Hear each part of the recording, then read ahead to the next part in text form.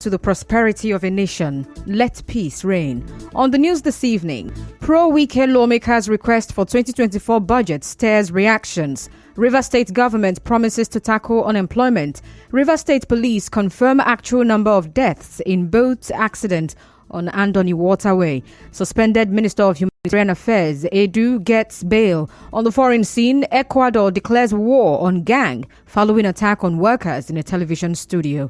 I am Constance Mega. The request by the Martin Amaewhule-led Rivers State House of Assembly to the Rivers State Governor, Siminalayi Fubara, to submit the 2024 appropriation bill to them is generating reactions.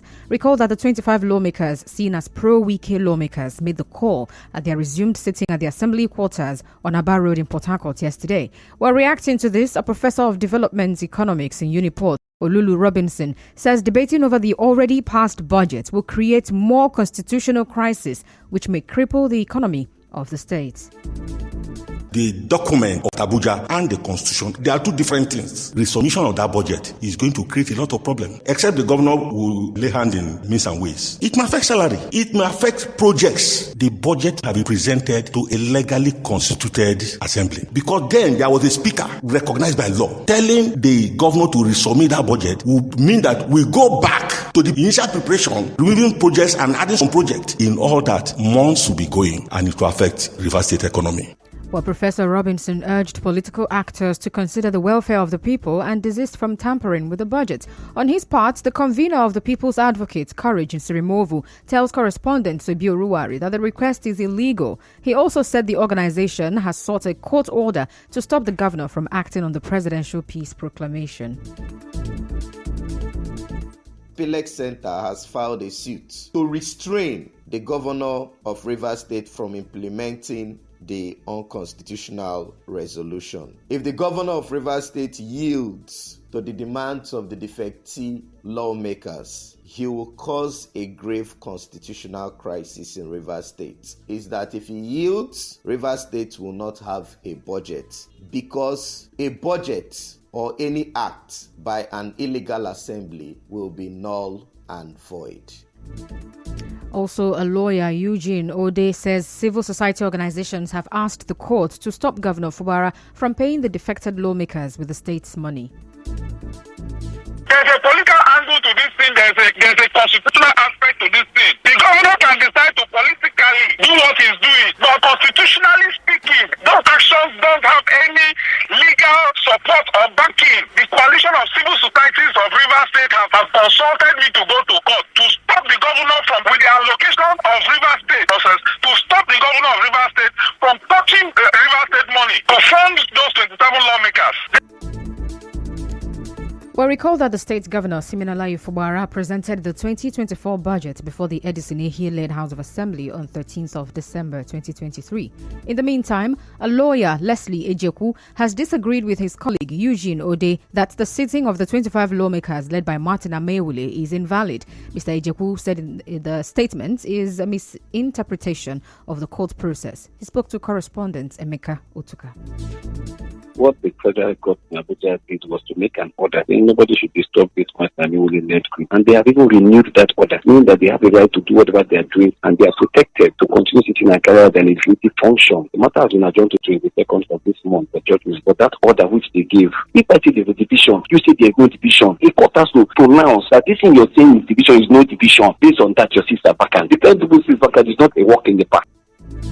Well, yesterday, lawyer Eugene Ode said any action taken by the Martin Amaewhule-led assembly is invalid, adding that there are only 3 members in the assembly following the resignation of Edison Ehie as lawmaker.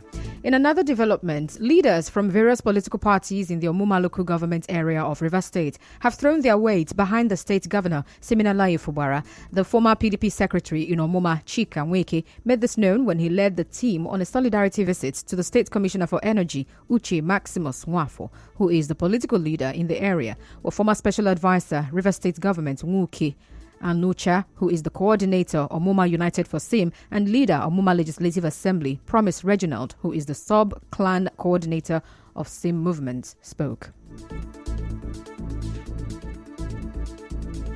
Where our weight and support to SIM. We will support SIM and SIM will follow. no going back. SIM is the one that we are going to work for, and they are the one we are going to follow.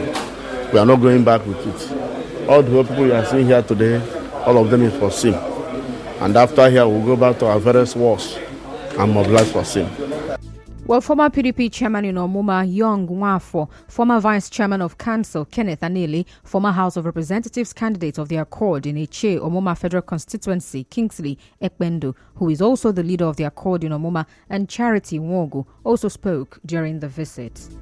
We are here because we saw the need to be here. Even on behalf of my group, I've decided to support SIM. The drama that played out at Abuja, I couldn't sleep for 3 days. In all my local government, we have been in Egypt. And so this is an opportunity of coming out of Egypt. I think as a former vice chairman of council, Omuma gave me their mandate. So I can speak for Omuma because they voted me. We cannot be under one person. That one person will bring other people, will be the secretary, will be the chairman, will be the leader. That is why all of us ran away. Well, others present during the visit include John Weke, Silas Okechukwu, Njoko Patrick, Monica George, Veronica Dan, and Peace Ebunefu. In other news, the chairman of the National Youth Council of Nigeria, NYCN, River State Chapter, Chijioke Ihunwo, has constituted a caretaker committee for the Omuma Local Government Chapter of the NYCN.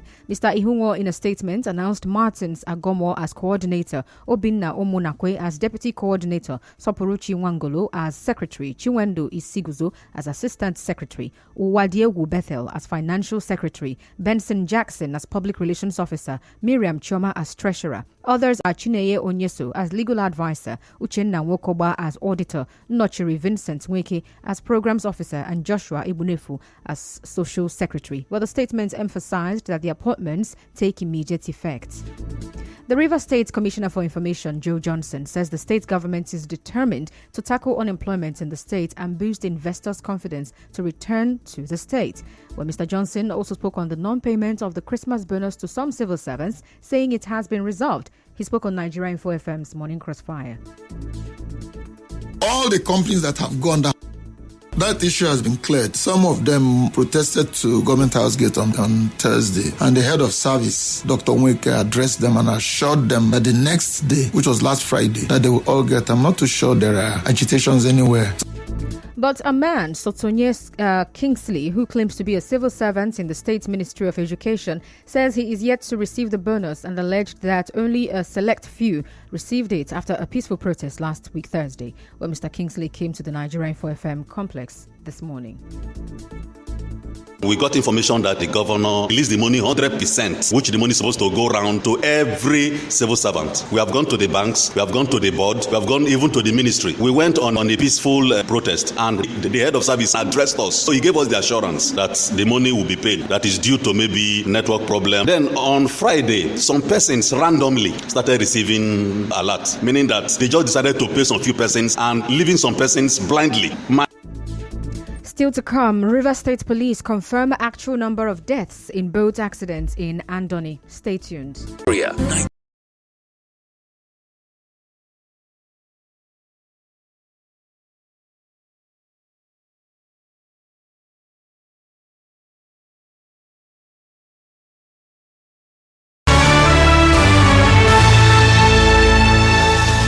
Thanks for staying with us. The River State Police Command says 11 passengers drowned in the boat accident on the Andoni Waterway yesterday. The public relations officer of the command, SP Grace Ringekoko, in a statement, said the boat was transporting passengers from Okwa community in Ngo town in Andoni to Bonny Island and sank near Amariaria community in Finima town. The statement said the OC Marine, SP Ogarachi Chima, got to the accident scene but discovered that 11 passengers had drowned. Well, she said an investigation is ongoing.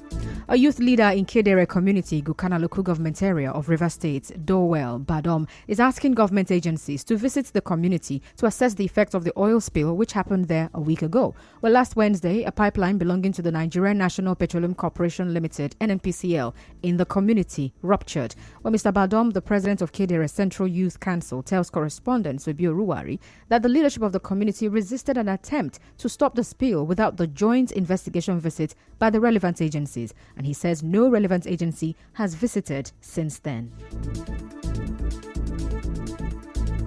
process of the by-election has been activated as we speak. The 27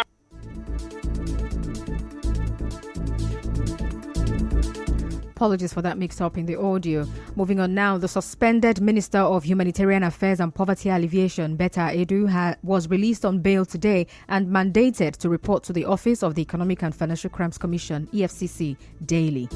On the foreign scene, Ecuador's President Daniel Noboa has ordered that criminal gangs be neutralized after days of violence led to an attack on a television studio where masked gunmen broke into public television channel TC's live studio during a broadcast. At least 10 people have been killed since a 60-day state of emergency declared in Ecuador following the escape of a notorious gangster from prison. And that's the news, but before we go, let's take a look at the highlights. On the news this evening, you heard that the request for the 2024 budget by the pro-Wike lawmakers has stirred reactions. The Rivers State government has promised to tackle unemployment. And the Rivers State police have confirmed that 11 passengers died in the boat accident in Andoni yesterday. The suspended Minister of Humanitarian Affairs, Betta Edu, has gotten bail. On the foreign scene, Ecuador has declared war on gangs following an attack on workers in a television studio. The news. And that's the news this evening. To reach the news team, send an SMS or WhatsApp to 0808 721 7215. I am Constance Mega. Thank you so much for listening.